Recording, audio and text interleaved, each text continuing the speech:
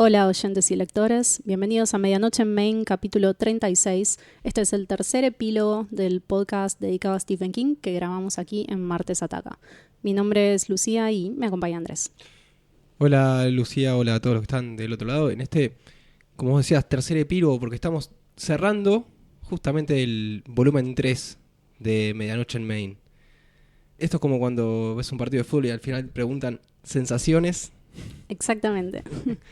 Si querés hacemos un breve repaso de lo que fue este volumen y volvemos a subrayar en qué se basó la selección de las novelas que estuvimos analizando en este volumen, esta temporada. Sí, grabamos 10 capítulos dedicados a 9 novelas y uno que fue como un anexo de The Stand porque salió la miniserie mientras grabábamos. Como primer comentario diría que demoramos bastante en cubrir un número no tan grande de novelas, pero a nuestro favor no tomamos el camino fácil con la selección, porque incluimos The Stand y 11-22-63 que tienen más de 1000 y más de 800 páginas respectivamente. Así que no solo son libros que demandan más tiempo de lectura o de relectura, sino que es mayor desafío grabar sin olvidarse de detalles y abarcando todo lo que consideramos importante. Sí, efectivamente nos tomamos nuestro tiempo y el de nuestros oyentes para grabar este volumen, que estamos haciéndolo desde noviembre de 2019 y estamos en diciembre 22. Esto no se dice igual, los podcasts son atemporales. Además me da vergüenza. Pero está bien. Esto es como un buen vino, hay que dejarlo ahí. Somos sinceros con ustedes, sí, llevó mucho tiempo. Pero bueno, como la mayoría de los oyentes ya saben, y les cuento a los que se sumaron, que por cierto fueron muchos en este último año, este es un podcast completamente independiente, autogestivo, que no saca un peso, y tampoco es nuestra intención porque no podemos garantizar una producción continua. Entonces, bueno, esto es lo que tenemos, un capítulo cada, ¿cuánto? 4, 6 meses, dependiendo de cómo están nuestras vidas. 27 años tal vez, como IT. Sí observé en las estadísticas de Spotify que lo han compartido mucho. Eso me da mucha felicidad porque para nosotros es lo máximo a lo que podemos aspirar. Que se difunda entre lectores con ganas de seguir sacándole jugo a las historias de Stephen King. Sí, lectores que de vez en cuando nos contactan y nos preguntan cuándo va a haber un nuevo episodio. Insisten porque, bueno, claramente algo estamos haciendo bien. U oyentes que de golpe te dicen, che, acabo de escuchar todos los episodios. Sí, me emociona. Es una locura. Una oyente nos escribió para contarnos que fue su podcast más escuchado del año. Y fue hermoso. Sí. Así que gracias por los saludos que nos mandaron cuando contamos que íbamos a grabar y cuando vieron sus Spotify Wrapped del 2022. Siempre es lindo que nos escriban, así que sigan haciéndolo.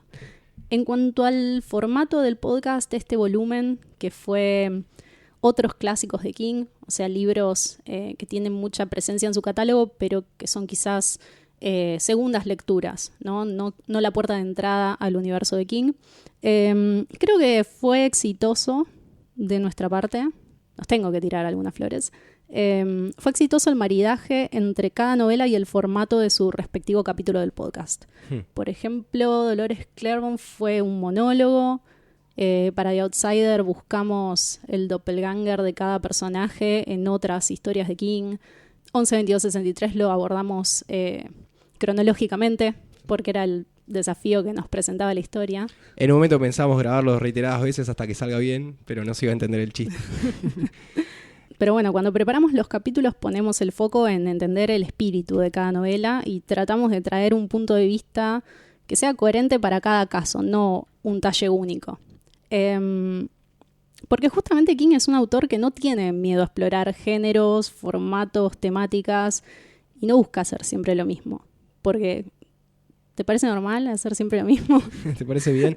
Exactamente, no hay un template. Hay un oyente que nos preguntó si para próximas temporadas, próximos volúmenes, podíamos de antemano avisar cuáles van a ser los libros a leer y analizar. Y es algo que no podemos hacer justamente porque es todo muy dinámico. Arrancamos con un motivo que va a guiar la temporada. En este caso fueron estos otros clásicos. Y después tenemos una preselección de varias novelas que vamos acomodando. Tal cual. E inclusive se van agregando dependiendo de la época, o sea, hay algún evento en particular. Por ejemplo, cuando grabamos Outsider, nos venía muy bien que haya una serie o Lizzie Story. Sí, o cómo estamos de tiempos también. También, no siempre podemos leer The Stand, a veces hay tiempo para leer un The Dead Zone. Es más, The Stand lo grabamos en cuarentena estricta, Sí. porque era el momento ideal para hacerlo. Pero sí, como decís vos, es una lista que va cambiando. Generalmente, creo que ya dijimos esto, pero la selección la hago yo y la consulto con Andrés a ver si está de acuerdo y si también puede de su lado sumarse a mis planes locos de libros larguísimos, y voy metiendo mano durante lo que sea que dure el volumen. En definitiva, lo que nos interesa es elegir un libro, descubrir qué tiene para contarnos y cómo va a ser el recorrido, cómo lo vivimos desde un lugar de lector y no de crítica. Y lo hacemos con todas las lecturas, solo que grabamos específicamente sobre King. Ojalá un día me paguen por reseñar libros. Guiño, guiño, si hay alguien del otro lado. Bien, vamos a hacer un metapodcast en el que repasamos todo lo que pasó en el volumen 3. Esto ya lo hicimos para el 2 y el 1. Así que si no lo escucharon, quizás este capítulo no tenga mucho sentido. Yo lo quiero pensar un poco distinto. Tal vez este repaso es una puerta de entrada para que alguien Sí, diga, bueno, es verdad, puede ser. voy a escuchar ciertos episodios. O no escuchar o no ciertos escucharlos. episodios. O leer determinado libro antes de escuchar un episodio. Es válido, creo. Sí, Para- me gusta ese punto de vista. Así que como primer paso elegimos cuáles fueron nuestras novelas favoritas del volumen 3.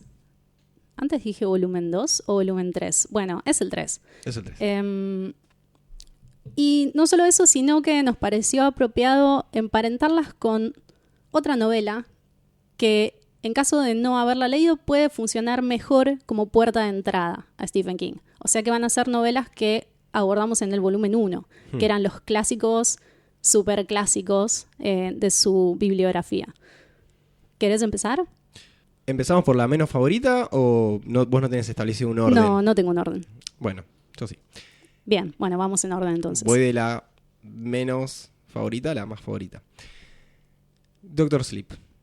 Medalla de bronce. Sí, medalla de Para bronce. vos. Es una gran novela que tiene una contraparte, entre comillas, hegemónica de esos clásicos que ya hablamos antes, que es The Shining. Si leíste The Shining, no solo te va a gustar, sino te va a hacer bien leer Doctor Sleep. Y es condición para Sí. leer Doctor Sleep, porque es una secuela de The Shining. Sí, es una secuela que depende mucho de su antecesora y no puedes leerla aparte. ¿Tu tercer puesto? Dolores Claiborne. Es una novela totalmente terrenal que funciona como catálogo de las peores maldades humanas. Incluye represalias, venganza, un poco de síndrome de estrés postraumático, y por eso creo que su contraparte más famosa puede ser Misery. Está perfecto. Además, en ambas películas está la misma actriz, pero eso es otro tema. Mi segundo puesto es The Stand. Bien, The Stand es mi primero, así que podemos hablarlo ahora. Hablemos de The Stand. Uy, qué intriga que pusiste como contraparte de The Stand. Tengo sospechas. Por contraparte, en mi caso es bastante obvio que es It, porque bueno, es un relato coral. Bueno, muchos personajes, muchas historias particulares de cada uno. Esta idea del bien, entre comillas, enfrentando al mal, también tal vez entre comillas. Este ser demoníaco, por un lado Pennywise, por el otro lado Randall Flagg. Hay similitudes. Inclusive se podría entender It como una novela para adolescentes y The Stand para adultos. No creo que sea exactamente así, pero The Stand tal vez es la versión adulta de It. Bien, podría ser, pero yo elegí otra, distinta. A ver, La mía es de Green Mile, El pasillo de la muerte. me sorprende. Sí, lo pensé mucho, porque sospechaba que ibas a decir It y no quería que caigamos en un lugar común. Así que lo pensé y me pareció que ambas tienen más elementos fantásticos que terror, que lidian con la aceptación de poderes místicos y dones sobrenaturales. De hecho, John Coffey es una suerte de enviado o ángel de Dios. Y el tema central de ambas gira muy en torno a los pecados de la humanidad. con lecturas más o menos espirituales. Así Bien. que esa es mi sugerencia. Me parece totalmente válida. Y bueno, para cerrar este top 3, medalla de oro para The Outsider. ¡Apa! Mirá cómo te sorprendí. Lo que sí me resultó difícil fue encontrar una contraparte que esté en el volumen 1, Ujú. pero pensándolo, busqué una novela que también tenga un niño muerto que moviliza la trama. Ok. Pet Sematary. Creo que The Outsider se puede llegar a leer como uno de los primeros libros de King, si te animas. Sí, estoy No bastante hace- de acuerdo. No hace falta tanto background para entenderlo, para entender las dinámicas de los personajes, la complejidad de los mismos. Inclusive tiene muchas menos falencias que obras de las primeras épocas. Total. Aclaro que, igual que pasó con 11, 22, 63, lo estoy diciendo al revés. Perdón, es que yo lo tengo en inglés y ellos ponen la fecha al revés. Hay algunos libros de este volumen que entran como clásicos de segunda línea porque son todavía muy recientes. No necesariamente porque no se puedan leer como puerta de entrada. Por eso es una buena observación. Y como estaba en el primer puesto, también le encontré una contraparte dentro del volumen 2, que es The Boogeyman, un cuento de Night Shift, Bien. por la idea del cuco. Sí, hablamos sobre The Boogeyman en el capítulo de Outsider.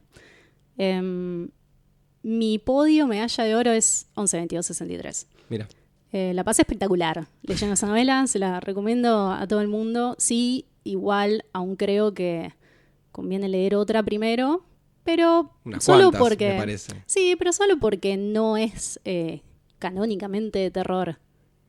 Y bueno, tiene también ese crossover con It, que vuelve conveniente leer It primero, y por ese motivo, para mí, It es la contraparte Bien. de esta novela. Son dos historias que transcurren en un periodo muy largo de tiempo, en épocas pasadas, y donde un grupo de humanos muy pequeños lucha con una fuerza enorme, cuyo poder radica en pegarles donde más les duele. Y también, bueno, la realidad se deforma, los héroes tienen más fuerza juntos, o sea, forman una comunidad más que ser héroes solitarios. Y bueno, como decía antes, comparten universo por este crossover espacio-temporal que se da en 11, 22, 63. Bien. Ya que estamos hablando de este meta-universo de Medianoche en Maine, creo que podríamos cada uno decir cuál fue su adaptación favorita, más allá de la novela. Acá me vas a tener que frenar porque puedo hablar todo el día. No tengo idea de qué vas a hablar, Empezá vos, entonces. pero mi adaptación favorita fue Doctor Sleep. La mía también, pero más Mirá. vale, se cae maduro. Bueno, yo la dudé un poco, pero... ¿Cómo podés dudar de Flanagan, que tanto nos ha dado? Un amigo de la casa. Nuestro único amigo pelado. Sí. Después Ay, perdón a todos los pelados, es un chiste recurrente. Después de Adramont. Voy a resumir el porqué de esta selección de mi parte con una sola línea. Que es que Flanagan logró maridar muy bien el mundo de King con el de Kubrick y con todas los choques que existen entre ellos a raíz de la adaptación de The Shining. Es lo primero que tenía escrito para decir. Sí, yo lo diría más como que hace las paces entre ambas. Y lo hace con un nivel de gracia y de buen gusto que yo no había creído posible. Me encanta cómo logra que convivan elementos argumentales que no tienen en común la novela original y la adaptación de Kubrick. Y qué elige recrear, cómo elige recrearlo, qué reinventa también como autor.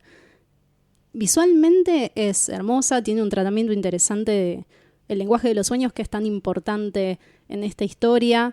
Se apoya en la cantidad justa de nostalgia. Ewan McGregor, ¿no? Que ahora es nuestro, eso es una victoria. Y un montón de otros motivos que ya mencioné en el capítulo de Doctor Sleep, que si no me equivoco fue el primero de este volumen. Efectivamente, sí. Y ya que estamos hablando sobre Flanagan, voy a recomendar su serie Midnight Mass, que salió también durante el transcurso de este volumen. Se llama Misa de Medianoche en español. Es espectacular y pasó bastante desapercibida. Quizás porque comparte con Doctor Sleep esto de la moderación y de la cocción a fuego lento. Pensé que ibas a decir porque es pelado. No, ya hice un chiste sobre pelados, no puedo hacer más de uno. Está en Netflix. Sí. Pero ¿cuál era tu otra posible adaptación? Ahora quiero saber. The Outsider. The Outsider. Yo sabía. Sí, sí. Pero The Outsider tuvo que ganarse mi corazón. Tuvo que hacer un esfuerzo. Por eso no la elegí. Está bien. Pero bueno, nos quedamos con la adaptación del cine, que siempre sabemos que es un poco más difícil. Uh-huh. Si te parece, podemos repasar los personajes que fuimos descubriendo a lo largo de estos 10 capítulos y 9 novelas. Descubriendo y redescubriendo. Sí, porque como siempre, algunos de los libros elegidos ya los habíamos leído. Sí, o aparecen personajes que están en otras novelas también. Que se hace mucho King eso.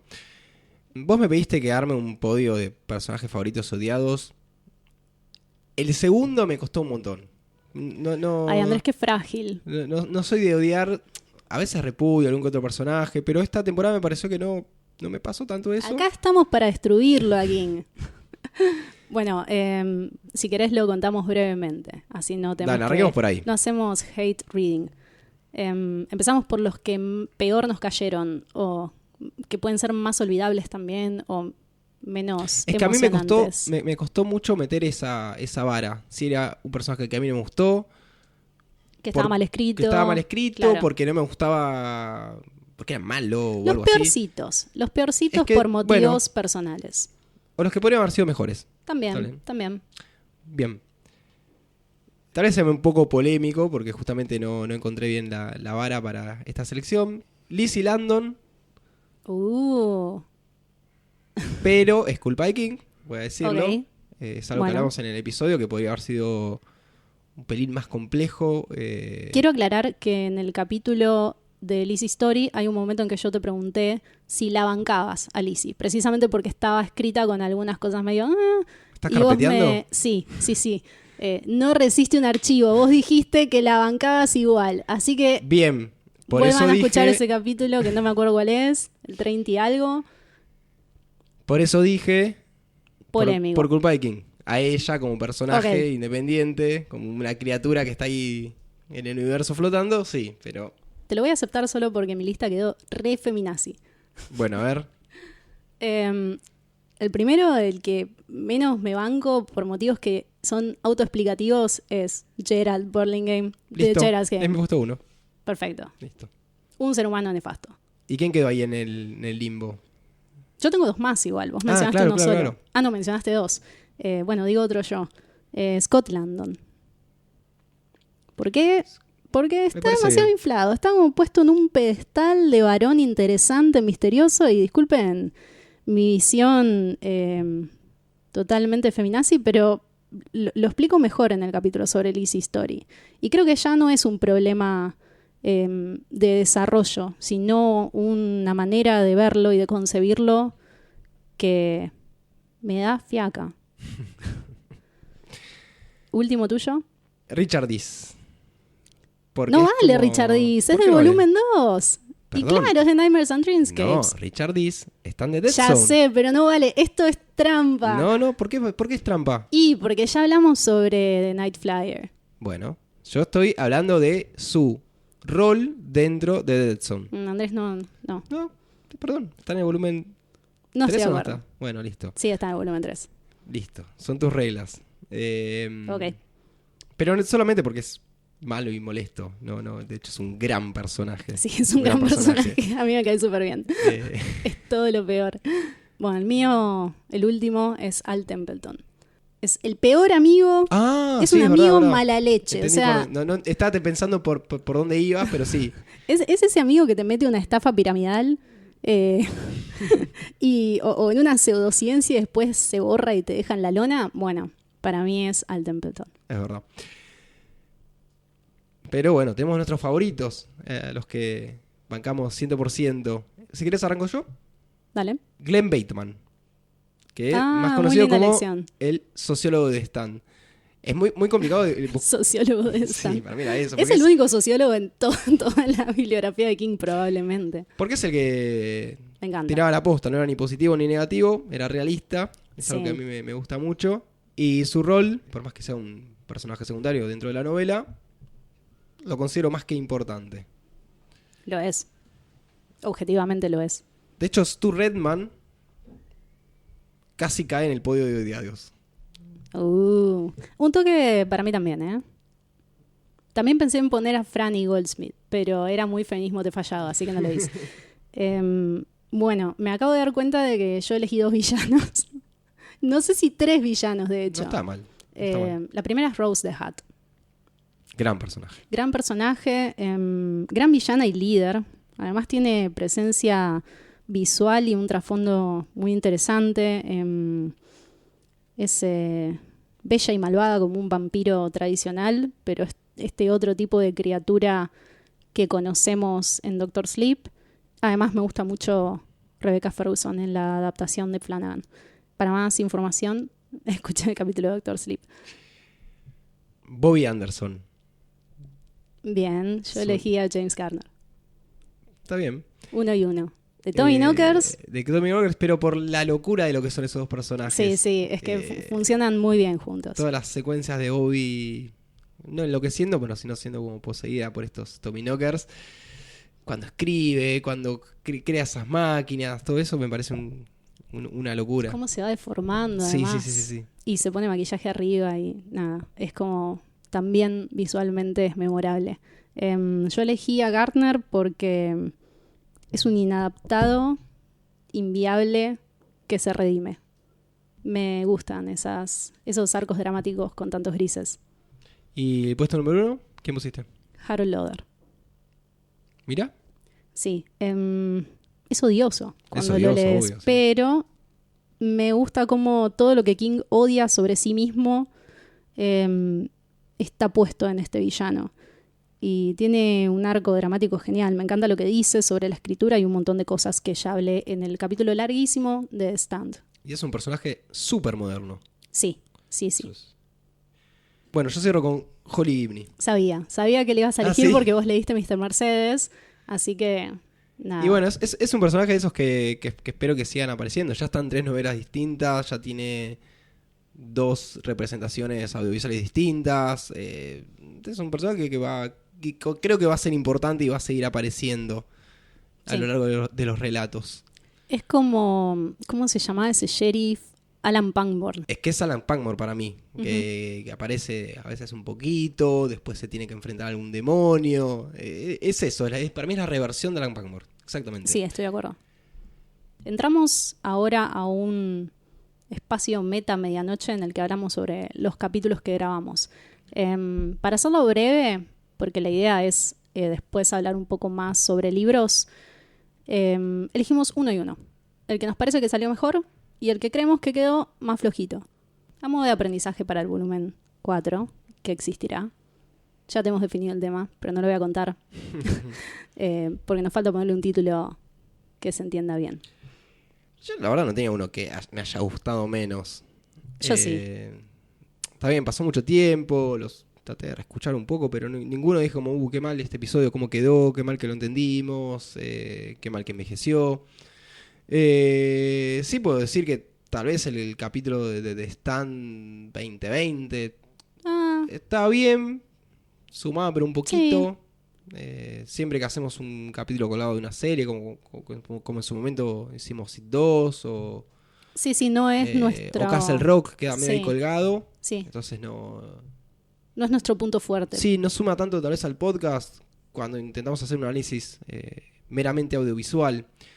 Y hay un montón de podcasts de gente que ve algo y después lo comenta. Sí, que saben mucho más que nosotros también. Sí, también, con mucha más experiencia. Así que para mí es ese. Podría mencionar otros como 11, 22, 63, pero porque tuvimos un par de temas técnicos y yo lo tuve que editar. Sí, entonces, el capítulo quedó lindo, pero Andrés la pasó mal. Lo odio, pero por otras razones que ustedes creo no saben. Bueno, yo odio el de Pet Sematary, que también lo tuviste que editar muchísimo. Esto pasó hace no sé cuántos años, pero me había puesto nerviosa cuando lo grabamos. Creo que ya lo conté igual. Y al final de cada oración decía ¿no?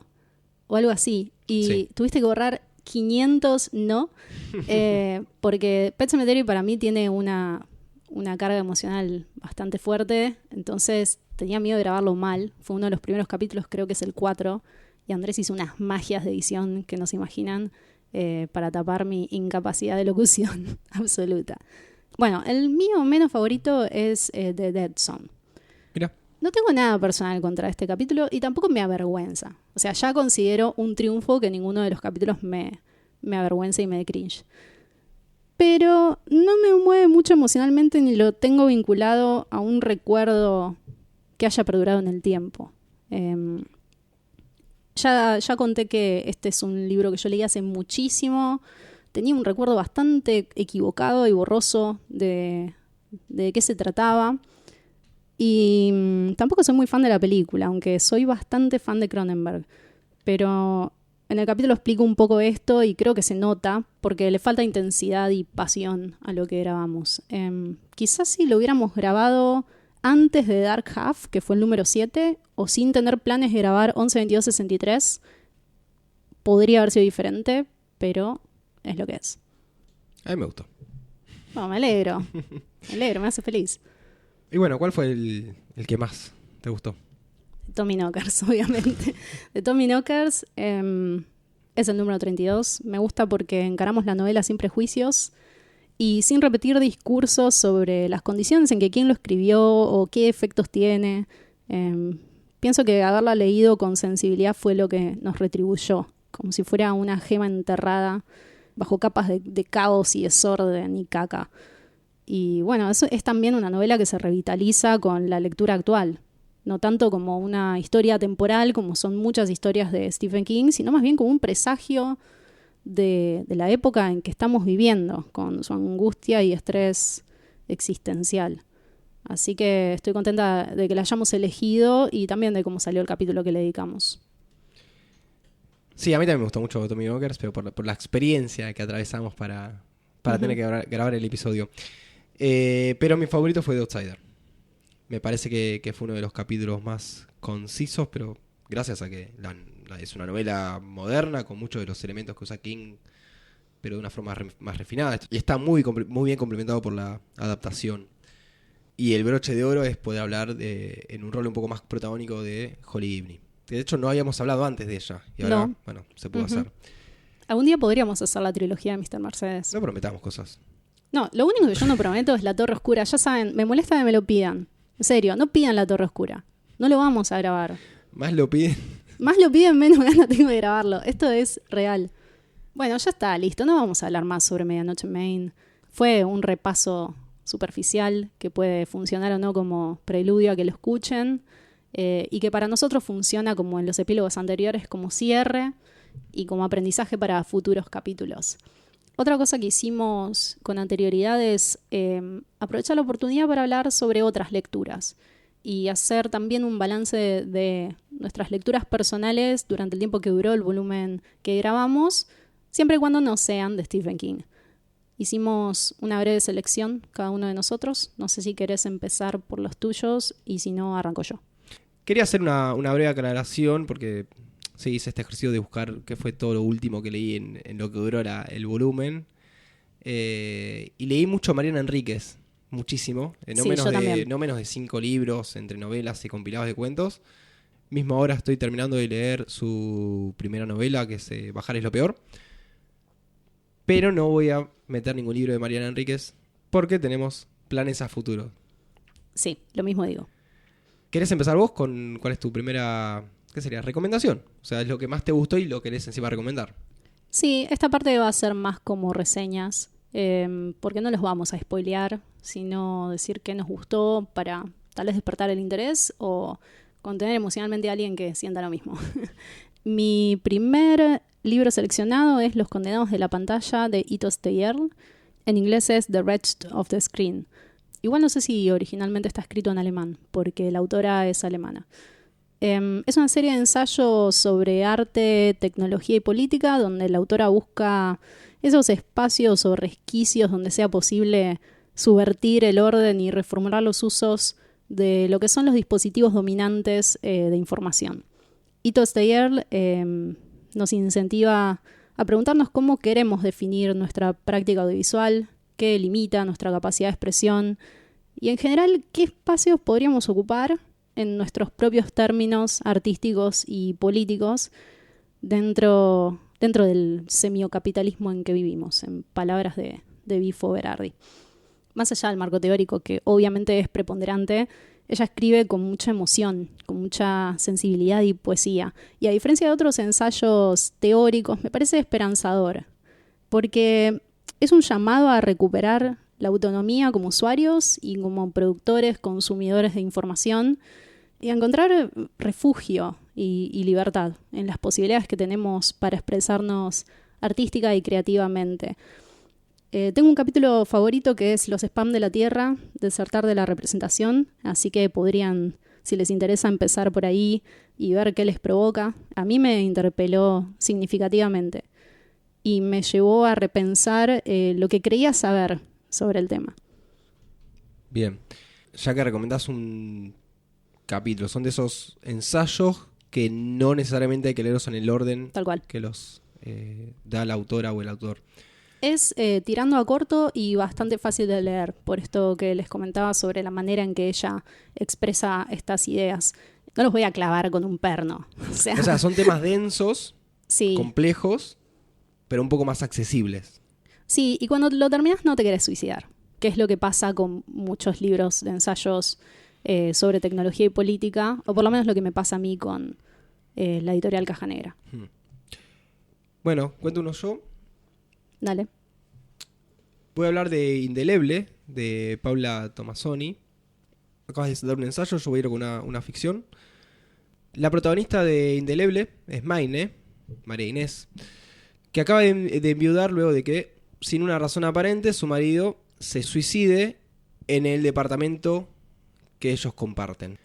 Los capítulos de la novela son una charla entre el presente y el futuro, una suerte de pregunta y respuesta. Se siente como que la protagonista rebota entre estas dos temporalidades, antes y después del suicidio.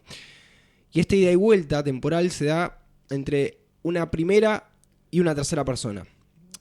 Maine se encarga de contarnos el pasado. Esa es la primera persona, un pasado alegre, que se empieza a tornar bastante mundano, mientras que un narrador omnisciente nos cuenta el presente. Estos capítulos que te digo son muy cortitos, una o dos carillas como mucho. Todo esto sucede en un contexto muy particular, que son los meses previos al estallido social y económico que se dio en Argentina en diciembre de 2001. Bueno, para los que no son argentinos o no están al tanto, acá hubo una crisis económica muy grave en esa época. Según Spotify nos escuchan desde 19 países, así que sí, va a haber gente que quizás tiene que wikipediar esto. O tal vez somos conocidos por eso. Sí, también. Somos conocidos por las crisis, así que esa es una de las más resonantes. Creo que no es caprichosa esta selección de ubicar la novela en este tramo de la historia nacional, porque traza una suerte de paralelismo entre un quiebre personal y uno social, ya que la muerte se empieza a pensar como un antes y un después, al igual que una crisis. Uh-huh. En el caso de Maine la crueldad se multiplica, porque en esta situación, ¿por qué alguien tan cercano y sin razones se quita la vida y te deja en banda? Como arreglate. En el transcurso de las páginas, bueno, vamos descubriendo una Maine que es bastante dependiente de su marido, ama de casa y sin mucho poder de decisión, que de un día para otro tiene que empezar a tomar decisiones. Es muy parecido a lo que pasa con Lizzie Story. Te iba a decir, porque yo no leí este libro. Igual me interesa. Creo que te va a gustar mucho. Porque, bueno, pasa esto de que está el duelo, el pasado, el presente, la desaparición física, pero el aura de la otra persona ahí que no se va. El buscar respuestas, el hacerse cargo y arrancar de cero, el pensar cada uno, porque a mí un poco me interpeló, pero tal vez más por el lado de la época de la crisis, que creo que cada uno, o al menos nuestra generación, recuerda dónde estaba en el momento que pasó, las vicisitudes, cuánto le impactó a la familia de cada uno. Uh-huh. Y bueno, a mí me surgió como esta idea de cuán preparados estamos para que todo se vaya a la mierda, porque literalmente es eso. De un día para otro se puede ir toda la mierda. ¿Y quién nos cuida en esos casos? ¿O cómo nos cuida o cómo nos cuidamos en esas situaciones? Este libro lo leí hace varios años. Había hecho una lectura más tal vez por lo de lo social, lo económico, que es algo que es cada vez más fuerte en la novela. Ellos tienen una hipoteca, el departamento donde están lo tienen que terminar de pagar. el que trabajaba era él, ella no. E hice una segunda relectura donde empecé a ver que estaba mucho más compleja también la trama de ella como mujer dependiente de un hombre. Que tal vez lo pude hacer después de haber leído Lizzie Story. Bueno, porque bien, está punto bien, para bien Lizzie Story. repasado. Creo que no tengo más que decir, más que recomendar esta novela. Se lee bastante rápido y es muy atrapante. Bueno, el libro se consigue acá en Argentina, no sé si en otros países. Pero nada, eso. Recomiendo Indeleble de Paula Tomasoni. Bien, me gustó tu recomendación. Yo sigo con una novela gráfica. A ver. Familiar Face de Michael DeForge. Esta historia es sobre un mundo hiperconectado donde los cuerpos y los espacios cambian constantemente de forma, con el supuesto fin de volverse más optimizados y eficientes, aunque nadie entiende cómo ni para qué. Estas, entre comillas, actualizaciones de las formas dependen de un organismo que regula la tecnología, la geografía, el trabajo y el libre albedrío. La identidad de la protagonista, que es literalmente una formita blanca, está muy condicionada por esta fragilidad de la forma. De hecho, en la primera página dice: sostendría una fotografía antigua. Mi nombre estaría escrito en ella, pero no tendría idea de a quién o qué estaría mirando. Así que sus relaciones y la percepción y conexión con otros, la organización social y también la posibilidad de una revolución entran en conflicto con esa mutación interminable. De por sí, Michael DeForge tiene un dominio demencial de la forma. Soy muy fan de su trabajo, pero siempre lo hace en torno a una idea contundente, a un concepto que justifique llevar la abstracción a ese extremo. Y nos cuenta esta historia a través de un despliegue de formas y colores que es absolutamente imaginativo, lleno de contornos que devienen unos en otros de manera constante. Y suena bastante confuso, pero la historia es fácil de seguir porque siempre nos mantiene anclados a las emociones de la protagonista, que está atravesando un desencuentro y una ruptura con su novia, que es un cosito rojo, una figura roja, en medio de este mundo tan desbordado. Bueno, Michael DeForge aborda temas que en lo personal me interesan bastante, como las interfaces, el hacktivismo, la mutación de la sensibilidad y del sentido de pertenencia, la construcción de la identidad y sobre todo la angustia que nos provoca buscar infructuosamente dónde podemos encontrarnos y lograr una conexión emocional con el otro en un escenario de total caos y desinformación. DeForge, que es canadiense, es uno de mis autores favoritos de todos los tiempos, absolutamente lúcido e inteligente, superador desde lo creativo y anti-yuta desde lo ideológico. O sea, todo lo que quieren las Lucías. Bueno, puedo seguir con anti-yuta entonces. Me gusta. No sé bien dónde marcar este libro. No sé si es una investigación periodística, un reportaje, una biografía. Lo que sí sé es que no es ficción. Y es un trabajo, a mi parecer, impecable. Uh-huh. Carlos Busquet es el autor. Un escritor, querría decir bastante conocido, pero tal vez no lo es tanto, porque tiene solamente 2 novelas. Una es Bajo este sol tremendo y la otra es Magnetizado, la que voy a hablar en este momento. Y es una persona que falleció muy joven, a los 50 años, que podría haber escrito mucho más. Sí. Pero para sintetizarlo a él como persona antes de pasar a la obra, voy a leer algo que él dice en una entrevista. Sufro mucho escribiendo. Amo haber escrito. Estoy muy orgulloso de haber escrito. Pero mientras sucede es un espanto. Bueno, lo que pasa con Carlos es que se le encomienda escribir la historia de Ricardo Luis Melogno, un asesino serial, en un principio no tan conocido, al menos no tanto como, no sé, Robledo Puch, Gilla Murano, El Petiso Orejudo, esos grandes clásicos. De hecho, creo que Melogno ahora es más conocido porque se escribió Magnetizado. Lo particular del caso es que Busquet tuvo la oportunidad de entrevistarlo, tenía varias conversaciones, fueron como 90 horas de charla con esta persona que, tengo entendido, sigue viva. Y en estas conversaciones mano a mano hablan no solamente de los asesinatos, sino también de su historia antes y después de los mismos. Es un relato que intenta explicar cómo funciona la psicología y la psiquiatría en un contexto muy particular que es el forense. De alguna manera el Estado argentino está hace 30 años tratando de explicar o entender quién es esta persona, trata de enmarcarlo. Le han dicho borderline, psicópata, psicótico, esquizofrénico, autista, parafrénico, Uf. de todo, de todo. Esto es porque en el año 1982 Melogno asesina a 4 taxistas, a todos de la misma forma. Los paraba, se tomaba el taxi, le hacía un recorrido breve, le disparaba en la cabeza del lado derecho y los dejaba recostados del lado del pasajero. Contextualmente, esto fue post-Malvinas, en septiembre del 82, en el barrio de Mataderos. Fueron 3 taxistas en Mataderos y uno creo que en Lomas de Mirador, que es la misma zona, pero del lado de provincia. Perdón, para los oyentes de otros países, esto es provincia de Buenos Aires, en Argentina. Sí, más específicamente 3 casos en lo que sería la ciudad de Buenos Aires, que es la capital del país, y un caso en las cercanías. Todo esto fue en una semana, no pasó mucho tiempo. De hecho, la policía no tenía las pistas suficientes para encontrar a una persona responsable de estos actos. Hasta que un día aparece una persona en la comisaría. Mi hermano es el asesino de los taxistas. Lo van a buscar, se lo llevan, y así son años y años tratando de entender, porque ni él sabe por qué lo hizo. No hay una razón. Es increíble.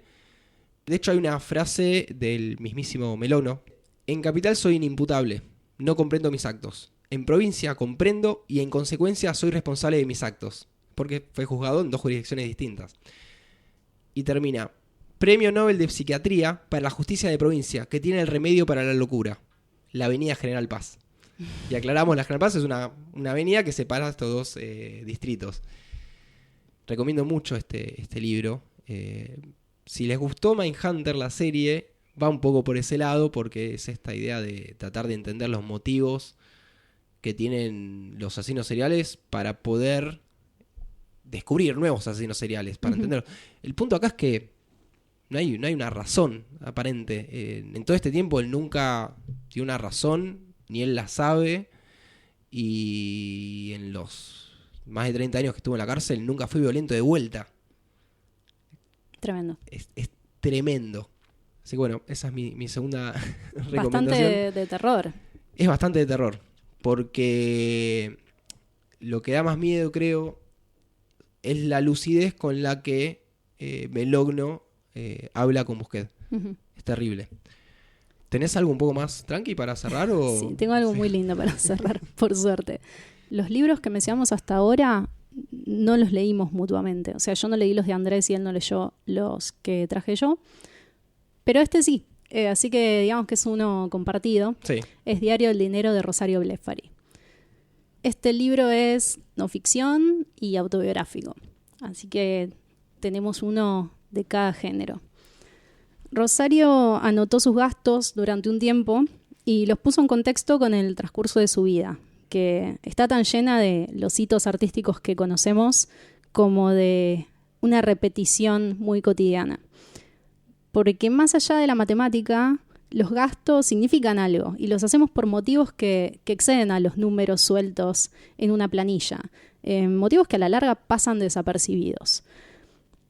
Como escribió ella, invertí los términos. Gastar es una nueva oportunidad de contar y ganar es perder la vergüenza y desnudar cuánto recibo por mis trabajos.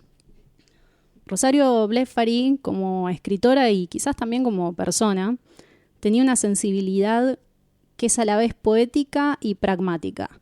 En este libro ella siente profundamente y ejecuta con practicidad. Hace las compras, escribe poesía y cuida a todos a su alrededor al mismo tiempo. Está tan inmersa en el mundo y es capaz de verlo en toda su amplitud, desde los detalles efímeros que pueden ser la forma de las nubes hasta cuánto cuesta un pollo en el supermercado día. Y a mí me emocionó esta enorme capacidad abarcativa como autora, artista y humana. Y argentina, porque, sí. Porque el tipo de problemáticas que ella plantea son meramente argentinas, tal vez latinoamericanas, pero ¿qué hago con la plata del día a día? ¿Cuándo cobro? ¿Cuánto cobro? ¿Qué hago con esa plata? ¿La deposito en un plazo fijo? ¿La tengo que devolver? ¿Es para ir al dentista? ¿La obra social? Todas las cosas del día a día atravesadas por todas esas cuestiones de las que no tenemos control. ¿Qué va a pasar con la plata mañana? Sí, sobre todo... se emparenta un poco con Indeleble. De hecho, lo repasé, Indeleble, después de haber leído el libro de Rosario, y en una parte hablan del pollo, de cómo Sí. trozarlo, cómo hacer para que rinda más, Sí. cómo mover la plata. Además, consideren que Rosario Blefari en Argentina es un emblema del arte independiente. Ella es nuestra reina indie.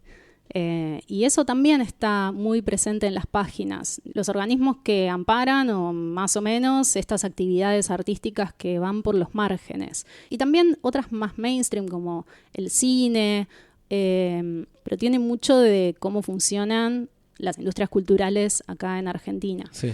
Y aparte, para mí fue una experiencia muy linda poder conocer su manera de ver el mundo, sus inseguridades, su paciencia, su amor por el café con medialunas, que comparto, su amor por Nina, que también es muy emotivo, y su rejunte de recuerdos de vida, siempre rodeados de lo material, pero nunca definidos por eso.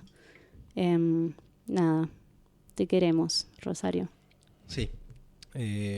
Recomendamos también sus películas y su música. Y sus otros libros. Sí, es una artista... Muy integral. Sí. Increíble. Abarca todo. Algo te va a terminar gustando de ella. Sí, es más, ella es más famosa por su música y a mí me entró por su literatura. Mira. Bueno, creo que ya completamos nuestra misión de cerrar este volumen 3, repasarlo, recomendar. Vamos a mandar saludos a todos los que nos estuvieron escribiendo en este tiempo. Como siempre, no vamos a prometer nada. Simplemente vamos a seguir grabando, sea cuando sea. Uh-huh. Sí. Gracias por sus comentarios, sus saludos, sus pedidos. Y... Alguien me preguntó si le mandamos un mail a King alguna vez. ¿En serio? Sí, pero ¿Cómo le no. vamos a mandar un mail a quién? ¿Quién pensaba que somos? Bueno, no somos nadie. No, King ni sabe que existimos. Aparte somos sudacas, que no entiende español. King no sale de Maine, no, ni viaja. No, chicos, no. Nos tienen en muy alta estima, por lo que veo. Bueno, sigan compartiendo, sigan disfrutando sus lecturas. Bueno, esto fue Medianoche en Maine, capítulo 36. Sí, tercer epílogo. Tercer epílogo. Nos están escuchando seguramente en Spotify, probablemente en Apple Podcast, Google Podcast, la internet. Síganlo, pongan estrellitas, todas esas cosas que ya saben que nos hacen felices, y lean, y disfruten sus lecturas. Así es. Y si nos quieren escribir, lo pueden hacer en Twitter. #Medianoche en Maine. @martesataca. Por ahí andamos. Mi nombre es Andrés. Mi nombre es Lucía y les deseamos buenas medianoches. Chau, chau. Adiós.